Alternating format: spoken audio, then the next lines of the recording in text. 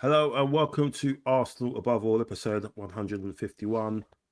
You can just hear that. I think you can just hear the Villa fans still booing after last night. That's all they did all game, and sing that only song that they've got to sing towards us. But anyway, thanks for joining us tonight. Sorry for a bit of delay. Had a few gremlins, and they were namely my children just playing up a bit. So affected the kickoff. But I've got Brian Haley with me tonight. How you doing, Brian? Yeah, I'm good, Mike. I'm really good. Yeah, it's back end of the summer holidays now, so yeah, it's time to start to get going, isn't it? To get going. Absolutely. We had Brenny was due on tonight with us, but unfortunately he's not feeling a bit under the weather. So I know he's in the chat as well. He's probably watching. So no worries, Brenny. Get well soon, mate, and we'll get you on the show as soon as humanly possible. So let's get into it, Brian. Obviously, after a long wait, or was it nine days from our kickoff opening day win against Coventry, we took to the field against Aston Villa. It was obviously the main man, Saka, scoring again at Villa Park. He's got a nice little habit of doing that, and he was in the wars again, getting rough treatment as usual. Not much protection as usual. Saw some video footage of from the Villa end, just getting dogs abuse. He got skived down, and he's getting absolute dogs abuse from these Villa fans, calling him whatever. And he's just getting on with it, and it was so great, as we'll see later, when he scored the goal, the way he celebrated that goal. But as always, Brian, let's get into the actual lineup. No changes there. Were you surprised at that? I think I saw a tweet somewhere that said the reason why Arsenal are going to do so well is because of the squad that we've got, or the way Arteta's going to do well is because of the squad and the no changes in the lineup. But they're also the reason why we may not be doing so well or may fall short is because Arteta and no changes in his lineup. Not using the squad. It is the second game of the season. But was you surprised? Was you thought there may have been one or two changes, or you pretty much think he was right to continue as he did against Coventry? I think he was right to continue. As we said, Mike, as you said, it's second game of the season, to be honest with you, and after quite an easy 3-0 win at home to Coventry, why in some respects why would you change it?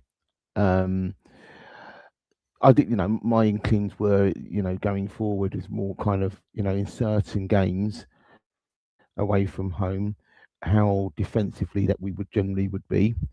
I was possibly looking at Nketiah coming in for Calafiori in games like this.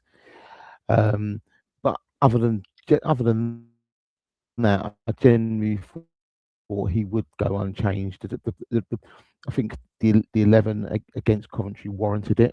To be honest with you, um, but it was always going to be a different type of game anyway, and hence, as we'll probably talk about a bit later on, obviously the changes through the course Yeah. of the game as well was quite apparent, really. Are, are in terms of that? I mean, I think maybe had we played a Villa with the sort of the weapons that they've got, players that have hurt us in the past. Obviously, they're a lot weaker this time round with obviously no Mm. Watkins, and we know what Watkins is like. He always pops up with his customary goal against us. Um, I kind of thought, Hincapié might have come in, especially away from home, but I mean, glad he didn't because I thought Calafiori's was one of the outstanding Yeah. performers of the night. I mean, I think some places are giving him the man of the match, others are giving Mm. it to Bukayo Saka. We'll do our rankings in a minute, so we could just see where you want to put him. But yeah, of the performance in the first half, Solis he looked like he was a bit too much for him. Looked like he was a little bit overwhelmed. I don't think he took cash on once. Everything was safe. He wasn't controlling the ball really well. It was like it was a little bit too much for him, and it was a bit awkward to sort of see and kind of uncomfortable watch. And obviously he got dragged second half, and he got obviously the bookings. But what was your thoughts on that? And does that lean into what we're going to talk about later about Mhm. transfers and getting that left hand side sorted out, bro? Um, Look, I think we've got to what we've got to look at is how Villa set up, um, and they did set up to stifle us. At times, it was kind of a very rigid kind of 4-4-2 that he played. Even though it was kind of more having the false kind of nines up top for them. So they were quite rigid. I think it was not a game in some respects where Solis was ever going to get that chance of kind of having the opportunity of the 1v1s like he did against Coventry in that sense, where there was acres of spacing to run into. It was always going to be a slightly different game, and he had to probably be a little bit more disciplined. Um, I think even his kind of defensive work as well. There was times where when obviously Calafiori was galloping upfield, he was on the cover defensively, so it was a slightly different game for him. So I'm not gonna be critical of him in that sense of the going forward, because it was just generally the way that Villa had kind of set up. I think I messaged in the chat and said, this has got a 1-0 away game written all over it. It was never going to be for us going to be creating an awful lots of chances, you know, getting those 1v1 battles and stuff like that, because Villa they were just very very rigid. And yeah, you're right with regarding to you know, even on the other side with Bukayo, it was a case where, they were they were tight marking, you know, they didn't give us any space in that sense. They knew where the threats were, they knew where the weapons were in that sense. So I can't say with Solis it was look, the booking he got and stuff like that. Look, that's air of frustration at the end of the day, Yeah, uh, in a game like that, and getting dragged was probably right anyway, because at the end of the day, how the referee was refereeing the game anyway, it was a likelihood he would have probably got sent off anyway. So I think it was good, but tactically by bringing on Eze, it was slightly different because Matty Cash didn't know what to do. He didn't know if basically to mark him or not. He was then yeah, Eze made him play in two minds.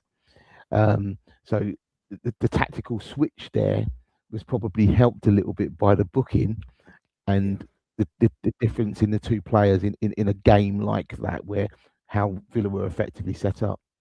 Yeah, yeah. He's obviously Eze is a lot stronger, and he was able to sort of brush off Cash a little bit. And I think it's a for Solis, it's a welcome to the Premier League. Mm, Sort of game. We've seen it all before. We've seen the likes of Perez coming to Arsenal exactly, and not exactly. and not enjoying the moment of it for like 3 or 4 months, and then he had a chat with Wenger and said, "Look, this is it. You've got to adjust and look what happens. And yeah, just needs to get used to it, strengthen up a little bit. And I think he's fine. We know the numbers are there. He's already provided it.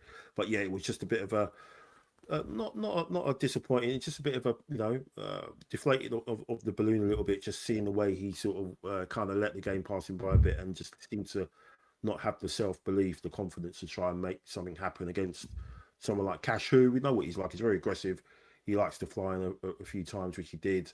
And yeah, I just think again it will just be a learning curve for him. Obviously, yeah, you mentioned the change.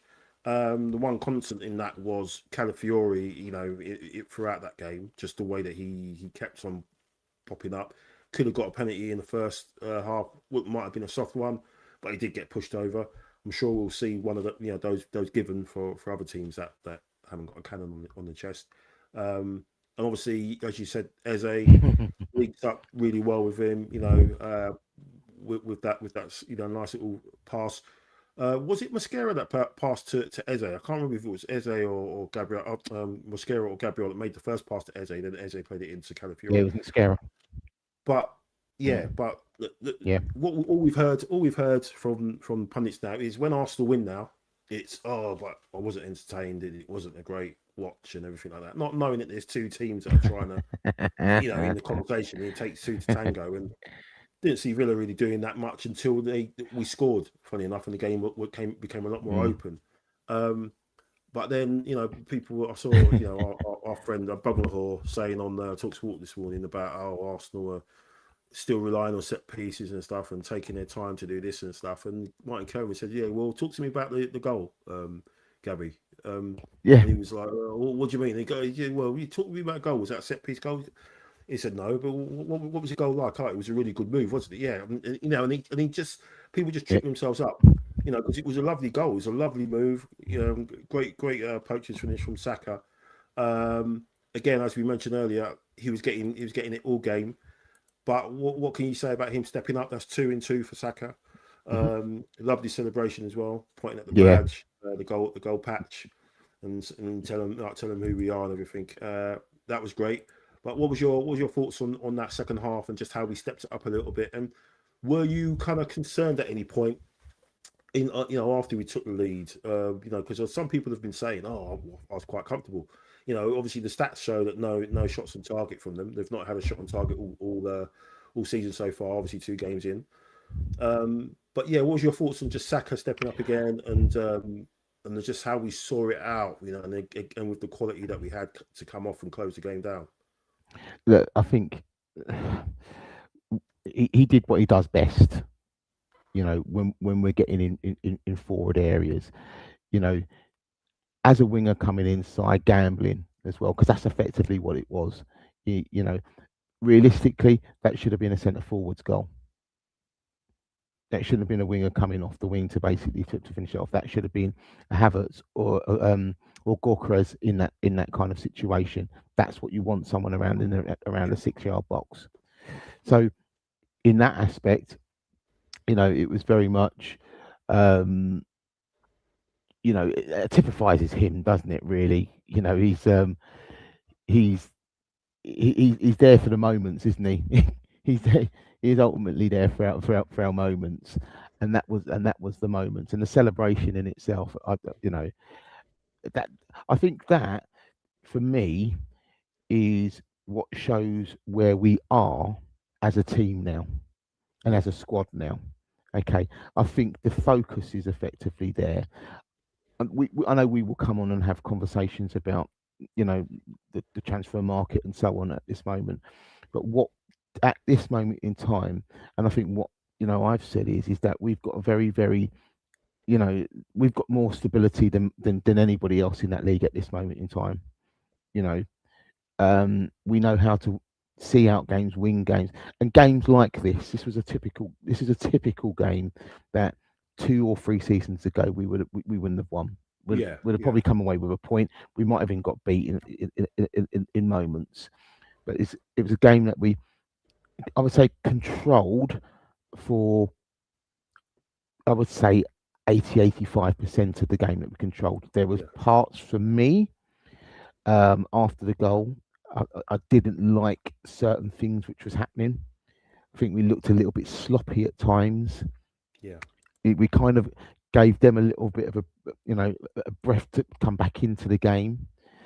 Um, but I think that will just come with again. That will come with time. I think with more games that we play, we won't be we won't allow those sorts of situations of games to come through. I think, as I said early into the season, people kind of really get into a level of rhythm now yeah, and stuff like that.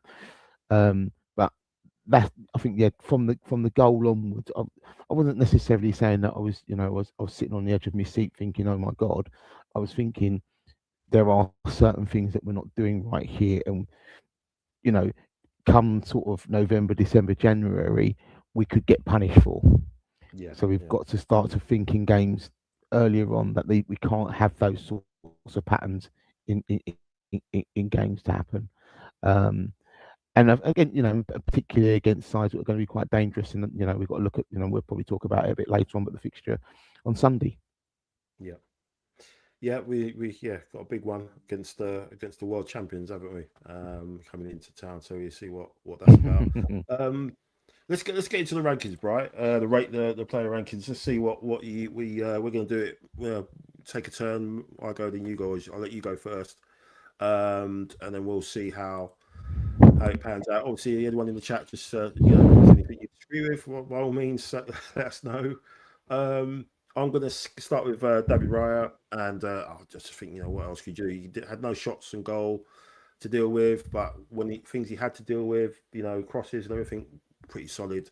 Didn't Yeah, pretty much comfortable performance. Amazing. How he's just not the biggest keeper, but he's just so commanding in the air. Just plucking balls from corners and stuff like that. No problem. I'll keep him a solid. What are you saying for Steve's number one guy, Benny Blanco? look, he was you can say he was solid. Um, I think it was one of those particular games where defensively we did enough. Yeah, We did enough, but it wasn't necessarily spectacular. yeah, So yeah. I would say he was solid. It wasn't any more than that, to be honest with you. Cool, Yeah. cool, no props. I'll go Mascara. Mm, I thought he was all right again. You can't really have a real go at the defense who have restricted the team to no shots on target. mm, I think he played well against Coventry. I thought he was a bit sharper against Coventry, and he did well. Shame he looked like he picked up a little bit of a hamstring or a little bit of a niggle, which obviously made mm, Conza come on. But I thought he was all right. I thought White looked really struggled in the first half, though. I thought he was really sort of ropey, giving the ball away a lot. But he definitely pulled it back. I think I agree with you, mm. like you said, second half. So I would say Mascara is probably solid. What you say about Gabriel? Again, you know, solid to solid to very good. I Yeah, would say mainly because I think he's the leader and the marshal of that yeah, back four. And to not concede any shots was led by him really. To be honest with you, I know we'll probably talk about Calafiori. You'll talk about Calafiori in a moment yeah, because he would be yeah, ultimately the opposite, as in the fact of on the attacking aspect of it. So I yeah, think definitely the solid to very good for me because he did that marshalling very very well. yeah. Yeah, I agree with that. I'll go Calafiori. Is very good, very very good. I think there were worries, like I think when he first started, that he was so swashbuckling going forward that defensively he wasn't. He was getting caught out a lot, and I don't think that's happened to him a hell of a lot, really, especially since Gabriel Heinze came in. I think last season he showed signs of that, but it's a shame he kind of had a Mm, few injury problems. And obviously, Hincapié came in, but I think he does both really well. When he attacks, he's so smart. I think Steve said in the chat, such an intelligent footballer. But defensively as well, he's got all the attributes. He's strong. He's very quick across the ground as well. I just thought, yeah, it was a really, really outstanding performance. I thought he was definitely man of the match. Yeah, Got the assist. without a I doubt. just thought his all round game, all round, he was really, really good. Just on touch on outstanding for me. Mm. But yeah, good quality player. Um, Declan Rice for you. Look, again, it was another solid game for Yeah, him. Um, Again, nothing majorly spectacular that he generally did. Um, he does his usual things basically. He does his at least he's 7 and a half out of 10 game again. Do you know what I mean? And I know it may be a little bit more of a cliche in that sense for him, but it generally was, And when I suppose you get a game like the Villa game, it's kind of like he wasn't noticed, but he was just effectively doing his yeah, job well. yeah, yeah, yeah, yeah, Do you know what I mean? We didn't need him to take the game by the scruff of the neck. He was doing what he does in a central midfield area and does his job, and he just does it very well. So yeah, so you don't have to probably speak about Declan every week because you know effectively what he's going to do yeah. every week, and that was one of those types of performances. Yeah, I think you kind of take him for granted, almost like Saliba now. You don't even talk about him because you kind of know Mm, what you're gonna get a 7 out of 10 at least. It's almost like David Raya in the sense like just you just know that this guy's just he's gonna be on point, and you haven't got to sort of worry about he's had a dodgy first 10-15 minutes. It's just like solid, consistent all the way through. So yeah, I agree with that.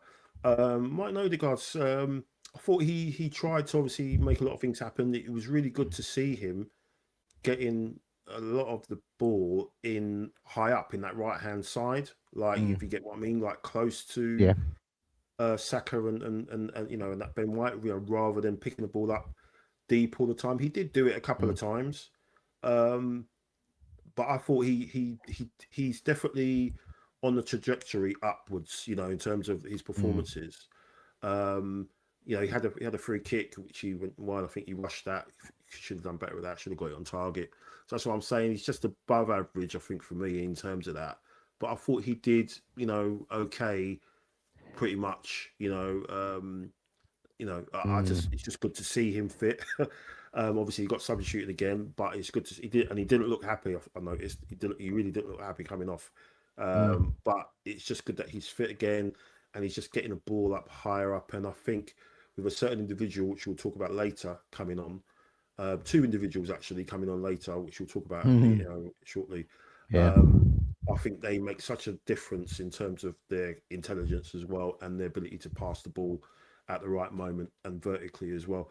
But yeah, I'll give him just above average and just under solid for Odegaard. What about Miles for you, Bright? Miles, look, look, he's stamping a place in that midfield, and it's gonna take a lot to Mm, remove him. To be honest, did this again. Does the simple things very well. Wins the free kicks where he needs to. Wins the free kicks. Plays the game very simply. Tries to play forward. He just does that midfield. He makes that midfield area very. He makes it look very very simple. He yeah, makes the game look very very simple for me. It doesn't, as I said, it's not always spectacular, but when he plays intelligently, he plays the right thing intelligently. He yeah, doesn't just play passes for the sake of playing passes. It, I would say he was kind of, for me, was borderline solid to very good, because he yeah, again just keeps the game ticking over.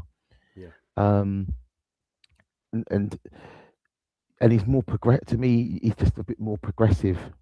yeah, It's just yeah, that bit more progressive, and in games like, we're going to have games like this through the course of the season, and you need someone sometimes just to keep it ticking over and keep it a bit more progressive, rather than we go side to side, side to side, side to side, which we've seen far too many times beforehand anyway.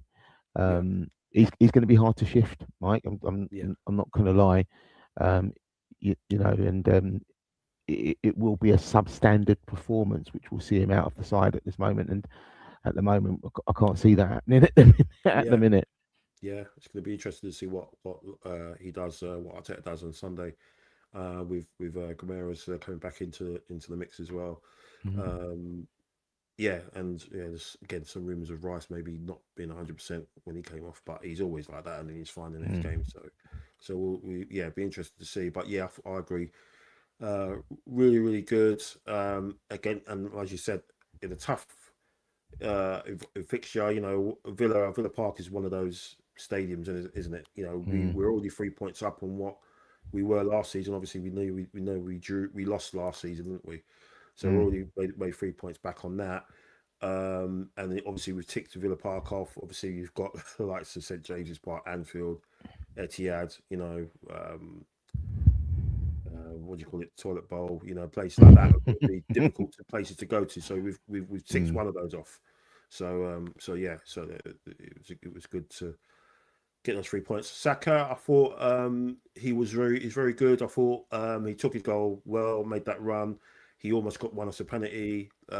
Stepped up in the second half, and he kept on going at Matheson as well. I thought Mm. he looked again. He looked kind of back to his self. Just good to see him fit again. It looks like he's fit. And yeah, just carried the fight to them. When you Yeah. look at Solis on the other side, you saw that the ball was going to Saka, and he was trying to make things happen. But I thought he Mm. was very good, just for taking the goal and just stepping up when we needed him to, and just how well we spoke afterwards as well. Yeah. He means business, and yeah, I thought Saka was very good.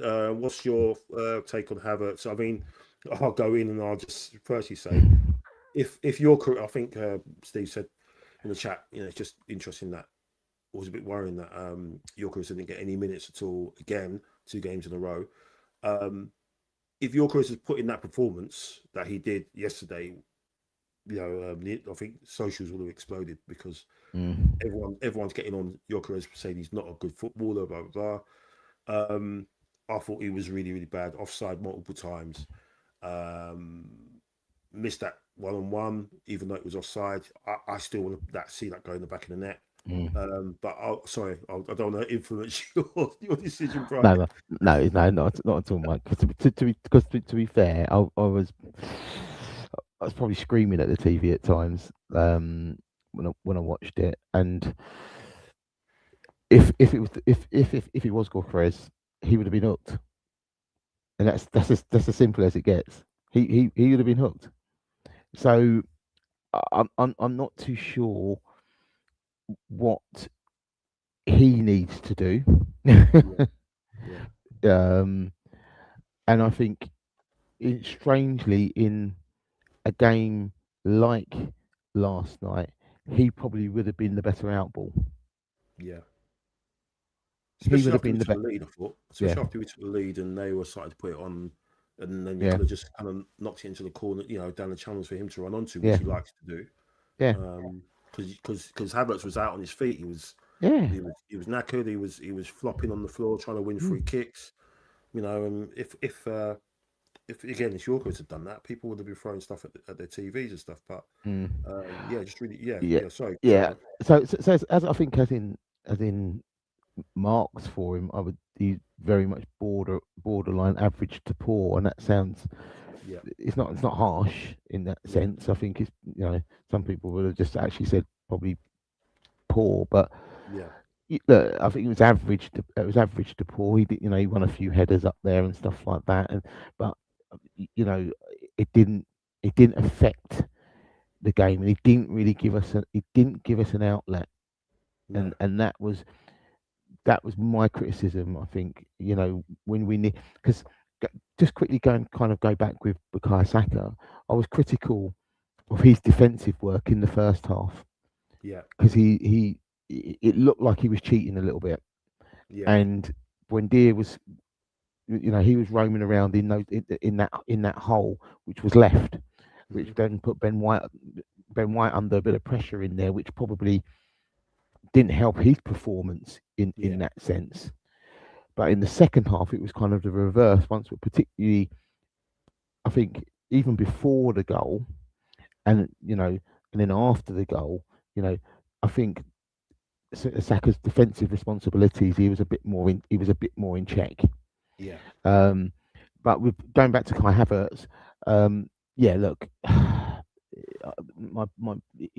he really the substitution was to me was an obvious substitution, which was never made, yeah, yeah. Crazy. which which I think is a little bit. If someone's telling me that Chris has basically, got a knock and he's nursing something and stuff like that, and they had to keep Kai Havertz out there, you know what? Fine, fair enough. But no one has come out and said anything like that.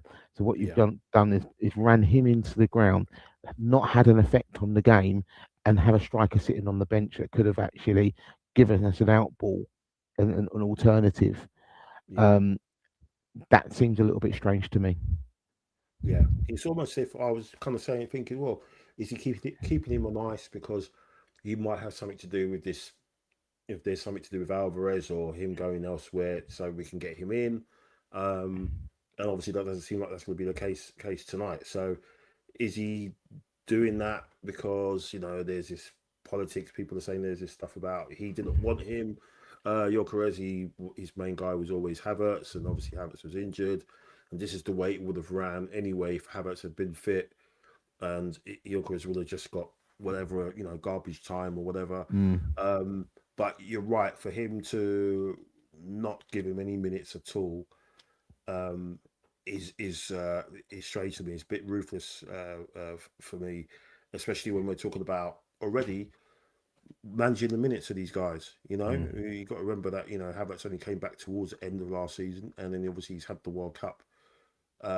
yeah. But with those two big injuries he's had, I'd still be wanting to manage his minutes and giving him, Mm, 80 minutes or 75 minutes, get him off. But the guy was like sort of looked like he was flagging and he was making wrong decisions and putting us back under the cosh because he's trying to win these free kicks, and then it was just turning into another transition on us. So yeah, it is a bit concerning that he hasn't given him any minutes, and and Havertz isn't for me. He isn't the guy. Yes, he popped up and he got a goal in the Champions League final. He got a goal against Burnley, um, but we know the type of Havertz that we get, and we saw that yesterday.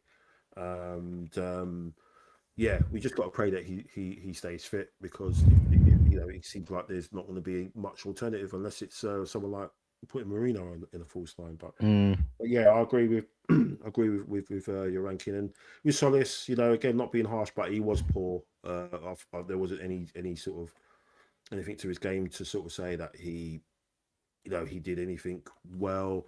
He picked up a card as well, fouled Mm. McGinn again, even though McGinn was trying to begging the referee to give him a second yellow. It wasn't one for. It wasn't a second yellow card, and the first one was soft as well. I don't think both. I don't think it was a Yeah. yellow card. I think there's a couple of fouls that they chucked in which were yellows, but obviously Gillett, as he's got form with us, to, Yeah, to hasn't he, to Gus? to give that. So I thought, yeah, he was poor, and yeah, just a learning curve for him. We'll go through the subs quickly. I think Superman didn't really come on to do that much, so you kind of got Well, given that. Oh, yeah, go I on, mean, go. yeah, just no. I think he did the cleaning up job, really. Yeah, To be honest with you, yeah, he did the cleaning up job. yeah, He got amongst it yeah, when we needed to in the sort of the last part of the game. yeah. And I think and also it was a little bit. I think for him was a point to prove the physicality Yes, aspect yeah, yeah, when he came on, because he wasn't afraid to go and put his foot in and just be a disruptor where he had to disrupt it. yeah, So I think that in some respects, as much as that bodes well for me moving forward, yeah, and that rotation in that midfield, that that we, he had a World Cup which was kind of, he was effectively light training, wasn't he, during the yeah. World Cup, because he That's didn't really true. get many minutes. Pretty much. So, so he was light training. So for him, there's a level of eagerness. I think now he's probably had a reasonably decent kind of rest, Yeah, not overdone it so much, and I think it kind of showed in that little cameo that he basically had, that he was about to, he wasn't afraid to put it about and stuff like that. So that was yeah, good to see. That was good to see. yeah. Same with Eze, probably put him in the solid because I think he obviously made a big part in the momentum shift to start that second Yeah, half. Gave yeah. Cash a lot more to think about. Obviously thought he saw off Solis and thought okay, and then obviously Eze did what he normally does. Some lovely bits, and then a couple of bits where he could have released the ball a little bit Mm, sooner. But I thought yeah, he was solid, and I think maybe seeing that left wing as a way in now to get into the team, especially with the way things are going to work out. Obviously, with the games coming thick and fast, I thought he was pretty solid. Um, Konza, yeah, um, yeah.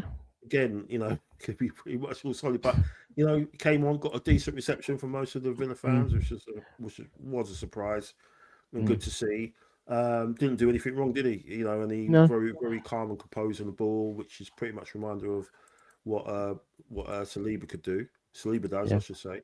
But yeah, I thought he Oh, was oh. solid. But these two were the ones that I was talking about in terms Mm-hmm. of the Yeah. intelligence and what they offer in that midfield. I thought Marino Mm, was yeah. ridiculous when he came on. Absolutely ridiculous. It's like talk about. I was kind of looking quite hard, Brian. I was looking to see has he got the World Cup medal on? Because the way the guy's balling, it's like he's got the World Cup medal around his neck, and he's just like doing all Yeah. these 360s and Yeah. pausing and just waiting for mans to slide. And ridiculous Mm, cameo, absolutely ridiculous. And Ramirez as well should have yeah. won us the penalty. Don't know how he Mm. didn't get us a penalty, Oh God. but I'm putting Ramirez up here. And Yeah. I'm putting Marino up here as well. Yeah. For cameos, Yeah. for those minutes that they came on, again, it just Mm, was a crazy flex in terms of what we've got yeah. in that midfield.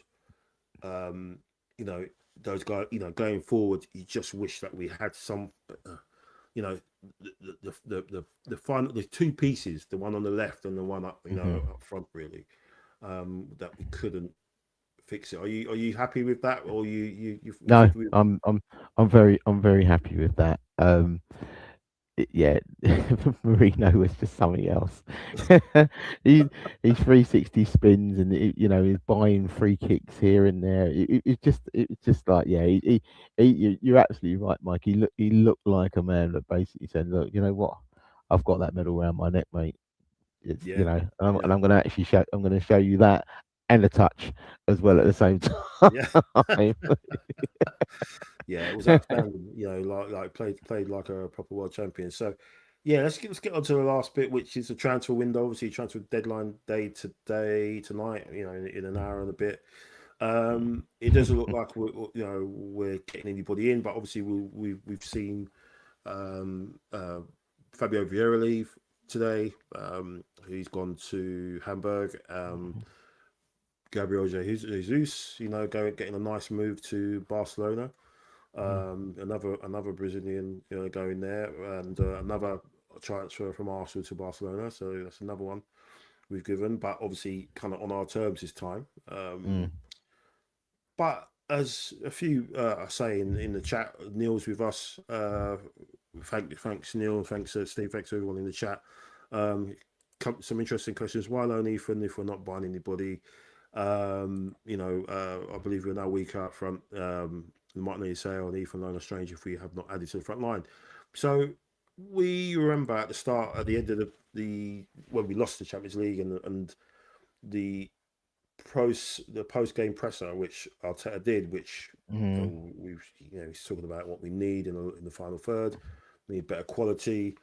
We need to be ambitious. We need to act fast and smart. And it seems like we've gone the opposite because there seems to be a little bit of another civil war now. It was Havertz and Gyökeres, and this and that. Now it seems to be Berta or Arteta's fault. Whose fault is it for the window?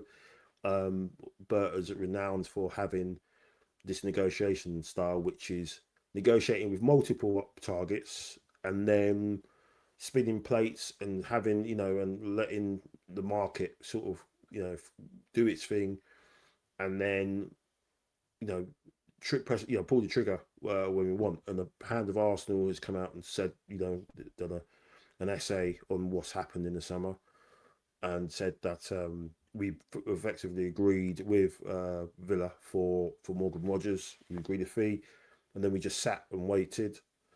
Then the Elliot Anderson deal happened, and then we went back to Villa to trigger it, and they said no, we want more money. And then obviously Chelsea came in, and within a day and a half had sorted out a deal for him.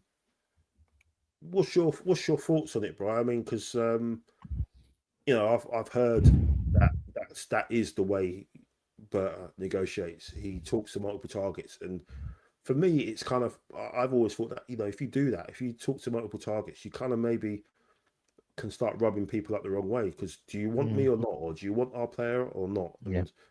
And if you're talking to 5 or 6 different targets, I heard in the summer that he's apparently talking to like 20, 25 different players, and negotiating with them in terms of, it's like that's impressive, but it's like if you've got a short list, I'm sure the short list is probably only 2 or 3 players that you should really sort of kind of focus on, Yeah. rather than 20, 23 or 25, whatever.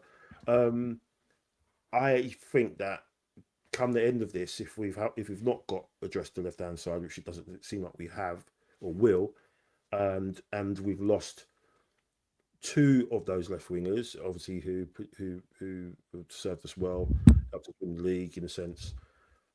We, as Neil said, we're going into the season lighter in the attack in terms of numbers and output. What's your thoughts on it, really? Because it's we're going to have to. We relied on the defence to get us through over the line last season. It's almost like we're going to maybe rely on that midfield, as we mentioned before, to get us over the line. What's your thoughts on it, mate? Um, Look, there's always there's going to be a touch of frustration. Absolutely, I think the story of Berta with the many plates that he's generally spinning was not necessary actually when it comes to this particular window, because the squad was quite heavily there already. It was Yeah. a tweak and an improvement in areas, and we knew what the areas were. And the prime area was the issue around that particular prime area is that the types of targets that we were going for, we kind of said, yeah, we've reached this pinnacle at this moment, so we can now go and challenge people and ultimately look to buy the best. Yeah. The thing is, when you are going to look to try and buy the best, you do your due diligence over the fact of those particular individuals. So we look at Vinny and we look at Alvarez. Okay, if you're not doing those due diligence over those particular types of players beforehand, and I mean, regardless upon the length of what Vinny Junior's contract was going to be running out, the situation with Alvarez, you don't put yourself into a position where you've spent 6 weeks of this window chasing 2 players that are basically who arguably was going to be extremely difficult to get into the club. Yeah. Okay, so yes, having the spin of 20 different plates around is great, but you're already fishing at a high level. You know that you're going to then bring your levels down. If you started up there, you're now going to bring your levels down. Okay, so what I find kind of very confusing around it is that those 20 other players, you cannot be turning around saying to me you could not whittle that down to 2 or 3 Yeah. to make a bid on the alternative. I think I said in the chat regarding to Barcola going to Liverpool, for argument's sake, that was a deal that could have easily been done. It came down to the ultimate was the club with price. Yeah. But we can't play with price anymore. We have to play the market. Yeah. Yeah. The market is what we're playing now, not the price. That has been, we have seen it. We've seen it this window where we're seeing multiple players going for over £100 million. That is the market now. We cannot afford to sit there and start playing about with, oh, well, we don't necessarily think that that particular person's worth it, so we're only going to pay them this. Okay, we're not. if we are basically saying what we are as a club and where we are now, okay, then you know what, we flex a muscle and we pay, Yeah. Hmm. and we get, you know, then we've got a coaching team and a coaching staff, and we basically have get them £100 million players being £150 million or £200 million players for us moving forward. Not, well, at this moment they're worth, we think they're only worth 80, but we could get them up to 150. Uh, just pay the price, Yeah. play the market, and get them in, because now we've left ourselves in this particular situation where, you know, arguably a Barcola in the team, already you see the improvement that he would make already, and it's kind of like, come on, yeah, it's I find it I find it baffling, but what I have to do say is that we we are in our own way, we are strong enough to go with what we've got, because we're very adaptable as a team, and that's the thing which either we'll either live by or we'll die by, that flexibility that, Yeah. you know, Hmm. people will put in performances, like Eze will put in a performance for us, like a Mourinho who may do a centre forwards alternative job for us. You know, we've got, you know, Konza playing at right back. We've got very much a team which is quite adaptable in that sense. But can we get that adaptability through 38 games in the league? Yeah. First 8 games in the Champions League as well. I'm not worried about the cups Yeah. personally. That's not that's a sideline for me at this moment. It's the 38 games in the league and the first 8 games in the Champions Yeah. League. Hmm. Yeah. I pretty much think if we don't get anyone in, which is like to be, I would be surprised if Arteta absolutely chucks that League Cup game against Ipswich. Just, you know, Yeah, we're away from home anyway. Um, just completely, you know, just get that out of the calendar, yeah. because no one's going to be having parades if we win that now. You know, really. I know we're saying we should have squad good enough to win, you know, win that, because the squad's, yeah, that's fine. If you're going to rotate the squad completely and do that for that competition, fine. But he won't, because we saw last season where he was playing, he was giving minutes to Saka, he was giving minutes to players when we were making our way through that competition, even when he shouldn't have been. You know, he should have just like Mm, kept him out. So if he decides to completely rotate and focus on that and say that that's it, that's the cup, that's that cup team, then fine. But we know he's going to play first team players on a Tuesday or Wednesday night, and then he's going to play them again on a Saturday or Sunday, and then he's going to play them again in the Champions League game, you know, midweek as well. You know, so for me, you know, as you guys are saying in the chat, we our attackers as our attacking options have decreased, because we've let what, three out, and we've effectively got one in. That's right. It's obviously Jesus, Martinelli, and Trossard, and we've got Solis in. Um, so we're short on that. Obviously, the numbers that they produced weren't that great, but just the bodies, the options. What do you do? Do you put Madueke over on the left now, even though you haven't been mhm, doing that? Ethan would have been an option, but he's obviously doesn't. He's fallen out with him. He doesn't trust him or whatever, so he's out on loan again. Can play against us in the Champions League as well, so that's mhm. going to be interesting when they. I think we got Dortmund at home. I'm not sure, Yeah, so we have. Yeah. he'll be obviously playing against us. I'll imagine. It's just for me, we've gone in short-handed, and that's criminal when you think of where we were, the standing where we were, champions, Mm, a chance to make a statement. And like you said, I can't. You know, people are saying that Barcola isn't an upgrade on Trossard or Martinelli. People have their favourites. People you know, want to stand by that, and have their takes on certain players and think this player's crap, whatever. But um, you know, Barcola would have produced numbers for us in this team, and he's exactly what we. You can imagine him yesterday. I think Steve said that, you know, there's no one that runs in behind in that team in the second half. Everything was being mm, played in front. It was only those little cute balls down the side, which obviously led to the goal. But once the goal was scored and the game's more open, you're crying out for someone like a yeah. Barcola in that situation. you're crying out for someone like Martinelli on that in that situation, Mm-hmm. with that space to run into. We haven't got that. We haven't got Mm. anyone. We haven't got anybody like that. Only person like that we've got is Madueke, but the end product isn't there. Yeah. You just basically flipping a coin with this guy, Mm. and you're just hoping he makes the right decision, and he consistently makes the wrong one. I've never known a Mm. player that consistently makes the wrong decision when he gets the ball. He's so infuriating. So that's why I'm always thinking put him on the left, because then Yeah. he's on his left foot, and all he's going to do is go down the line and cross it in. He's not going to Mm-hmm. try and do anything else. He's just going to go down the line and cross it. Just Mm. simplify it for him, because if Yeah. you make him come in on his left and he goes, and he runs the ball out, just make it simplify it. Yeah.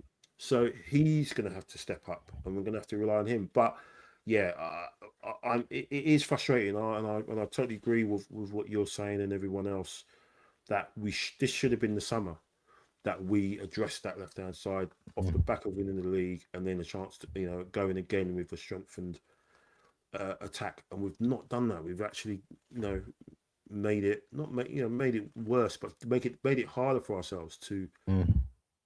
to defend it. It's going to be interesting to see what he does, because I don't think he's happy, but you're going to have the arguments about who's to blame for it. Is it Arteta? And then he kind of says, "Well, I leave it to the guys upstairs." But I'm pretty sure at 11:01 there will be an article from the Athletic saying we're all in for Yildiz or XYZ player next summer, and that's it. Yeah. All our focus is on that, and it's just to appease everybody, and they do it all the time. Yeah. The day after the transfer window, Arsenal there weren't anyone that could raise the ceiling and blah blah blah and all this stuff.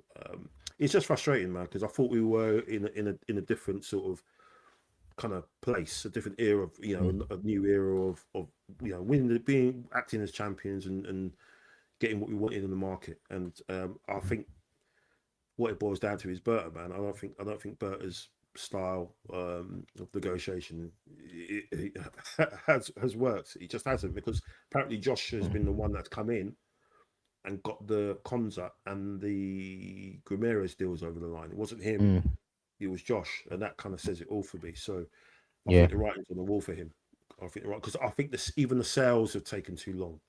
Look at Mm-hmm. the sales. We've all Yeah. said we need to get rid of those. Fabio Vieira and Jesus, and one of Martinelli and Trossard. Trossard we got out quite early, which was quite a surprise. Mm. But where the other three just took way too long, Yeah. way too long. Martinelli still hasn't been confirmed yet. But I think the writers on the wall for Bert. I think I don't see how he stays around for another year or another. But maybe the January window. But I don't see how he's around in the summer, because we need to Mm. move better than we have. Yeah. Because look, we all know what the January window is also like. It's a very tough window. It's a lot more. Look, if you think negotiating was tough during a summer window, which is nearly 2.5 months, try and negotiate in a month, in a January window, to try and get anybody in, and anybody of quality as well. So you it will have to be reviewed, and it will be, look, put it this way, I don't think there'll be a choice that will be reviewed if we don't retain the title. That's a start. Do you know what I mean? Or we don't get as far as the semi-finals of the Champions League. It will be reviewed. So um, look, my personal views around it, I would have even have brought Marcus Rashford in.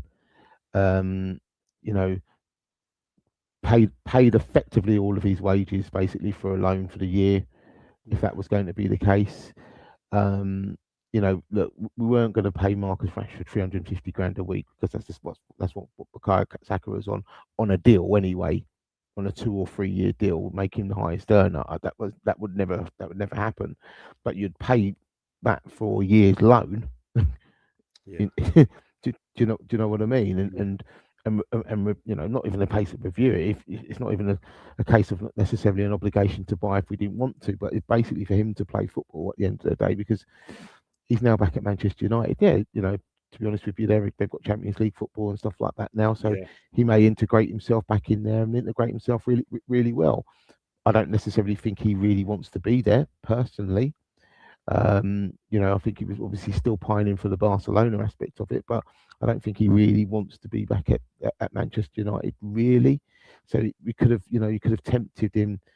To me, could have tempted him with the Champions League football, the opportunity of basically, helping us defend the title again as well. But mm, again, maybe a Manchester United thing to why we didn't want him or didn't, we've been not burnt mm, before, but obviously with the Mkhitaryan aspect of it. But we, that kind of relationship between the two clubs might not necessarily be that great when it comes to the yeah, transfer true. aspects of it. But you have to kind of try punt on something like that. That who would either equally would have given, if not slightly more, would have probably given us what we actually needed against what we've actually got rid of.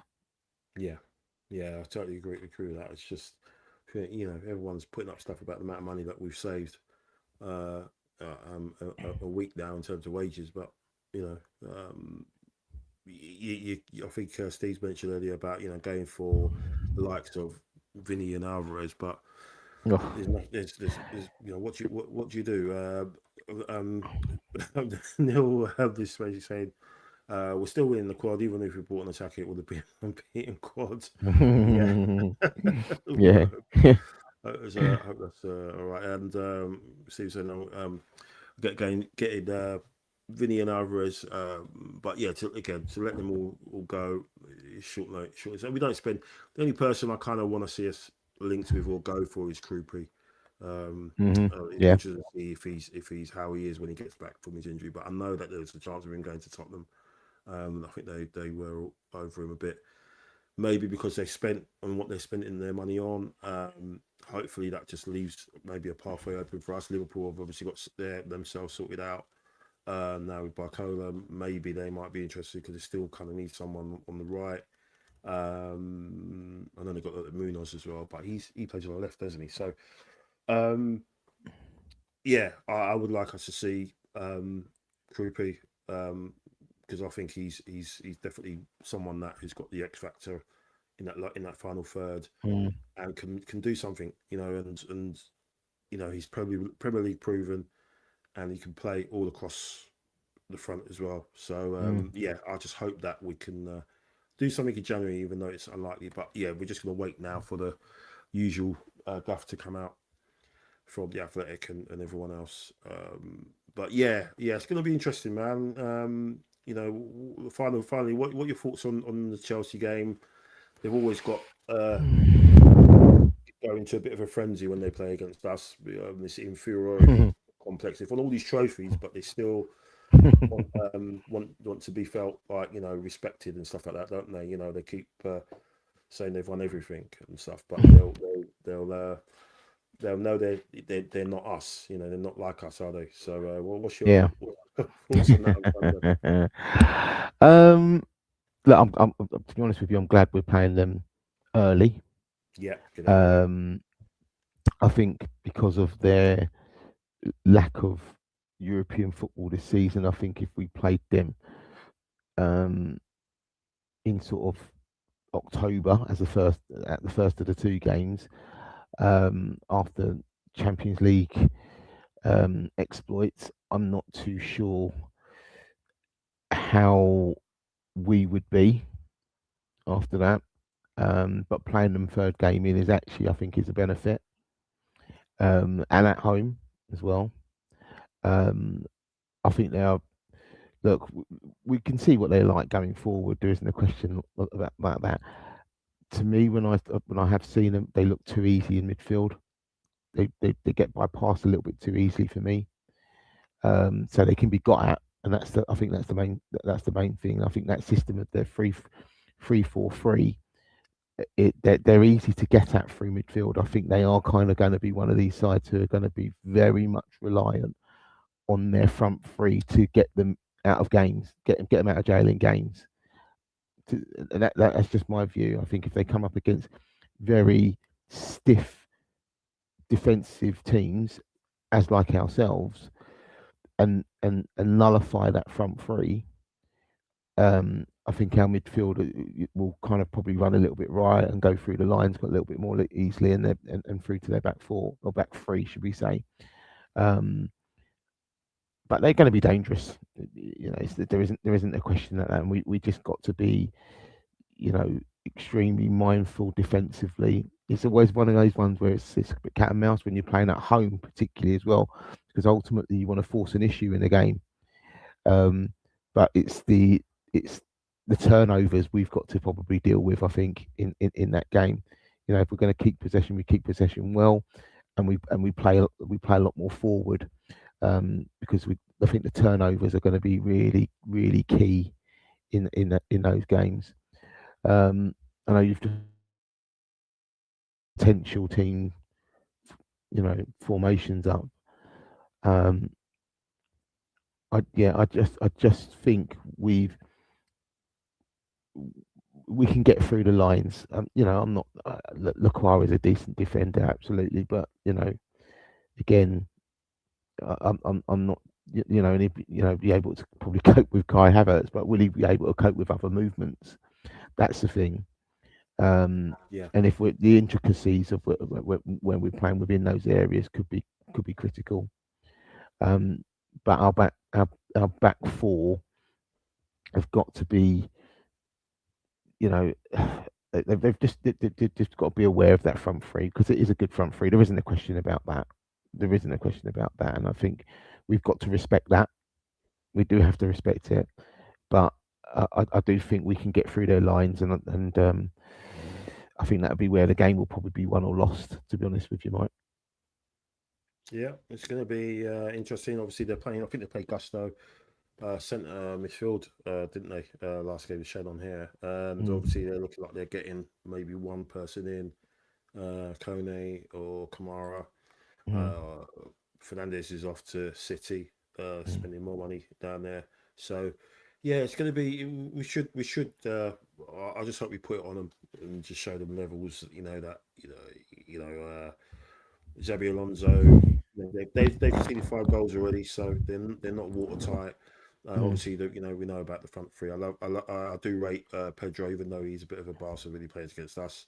But yeah, I think we should have it. That sort of in our we should go out there and just show that who we are and everything, and what they are, and show that there's still a levels in between us. Obviously, they haven't beaten us in a while, so fingers crossed for that. But no, thanks, Brian, for tonight. Really, really appreciate it. Thanks for the your time, and was hoping No there worries. was going to be a couple of bombers, full transfer bombers, coming through the door, but obviously people are going out the door tonight, and doesn't seem like we're getting anybody in, which again is really sort of disappointing, because all that sort of goodwill and Mm, hope that which is still there, which is still there. Obviously we believe we still got a very good team. We didn't really we struggled first half yesterday, but we showed our class second half. Um, and yeah, we've got a really really good squad, but we're just having to rely now on keeping these guys fit. And what normally happens once the transfer window finishes, somebody yeah, somewhere picks up an yeah. injury, and it's like, why did we let XYZ go? It Go happens all go. the time, and then you have normal article comes out. Oh, Arsenal, there wasn't anyone that they saw. Da da da. All the stories will come out. All the Mm, fly on the wall stuff will come out, and it will be this happened, that happened, and now we're hoping that we're gonna focus on Yildiz, whoever it is, all in for him in the summer. But the stuff that Josh said at the end, when they did all interviews, that we're not going to stand still. What Arteta said, it's all going to come back, and they said it. We didn't force them to say it; they said it, mm. and they haven't followed through on it, which is really really disappointing in that regards. But we're champions, as Neil has said. I think Neil and Steve are after my top, as well. So I don't know what's going on there. I don't know what they're up to. But thanks for the compliment. Appreciate that. Thanks everyone for watching tonight. Yeah, we'll be back on Monday to discuss the London derby against Chelsea, against the world champions, to see what of what, hopefully of nothing, and we will. Obviously, it's going to start to get busy now. Obviously, I think we've got obviously the League Cup game, and then we've got the Champions League. The Champions League will kicks off as well, with a tasty trip to Naples. Mm, That's gonna be an interesting one to open. Got a sticky draw there, Bry. yeah, But I think whatever happens, we should have enough to get through to the next round, and then it will just go from there, won't it? yeah. But I think that what sides will understand is that they don't necessarily want to play us anyway. You know, Yeah, yeah, yeah, yeah, um, yeah, you know, um, they know it's not going to be it's not going to be a cakewalk in any shape or form. So I think that the Champions League games, I think we've experienced enough now as yeah, well, um, and we're experienced enough to navigate you know any kind of away venue that we can go to. I think it's ensuring that we don't drop points at home and gaining points on our travels yeah, basically yeah, in tough arenas. yeah, yeah. The four games we've got at home, which we'll go in another time, should be absolutely straightforward. It's just like I said, just picking up something, a couple of games away from home. It's going to be key. But thank you very much, Brian. Thanks for everyone that's watching tonight. Again, we'll be back on Monday, and let's hope we're talking about some good stuff about the Arsenal. Have a lovely rest of the week, everybody. Remember, gold's going to be gonna stay there on the sleeve, and come on, you Reds. Newcastle, the central figure again, and he looks to trick Michael.